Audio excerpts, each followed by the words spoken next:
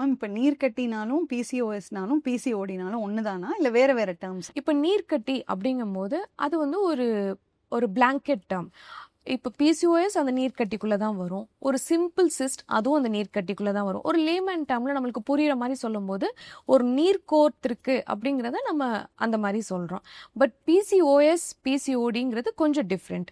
இப்போ PCOS polycystic ovarian syndrome, பிசிஓடிங்கிறது polycystic ovarian disease. இப்போ இந்த சிண்ட்ரோம் சொல்லும்போது நம்ம ஓவரியை பற்றி மட்டும்தான் நம்ம பேசிட்டு இருக்கோம். பட் இது ஓவரி சம்பந்தமான விஷயம் கிடையாது. இது வந்து நம்ம அதனால நிறைய உடம்புலையும் நிறைய பாதிப்புகள் ஏற்படுத்தும். அதனால தான் அதோட பெரிய டேர்முங்கிறது பிசிஓடி. ஓகே, ஒரு கொலாட்ரல் அப்ரோச்சா இதை வந்து பண்ணணும். இது வந்து நம்ம வந்து ஓவரி அப்படின்னு நம்ம கன்ஸ்ட்ரைன் பண்ணி இது வெறும் பீரியட்ஸ் ப்ராப்ளம் அப்படிங்கிறது கிடையாது. இந்த ப்ராப்ளம் வந்து லாங் ஸ்டாண்டிங்கே இருந்துகிட்டே இருந்தால் நம்மளுக்கு வந்து டயபெட்டிஸ் வர்றதுக்கு நிறையா சான்சஸ் இருக்குது. ஸோ ஒபிசிட்டினால மற்ற இஷ்யூஸ் ஏற்படுறதுக்கும் நிறையா சான்சஸ் இருக்குது. ஸோ இது வந்து ஹோல் பாடியையுமே அஃபெக்ட் பண்ணுற ஒரு விஷயம்.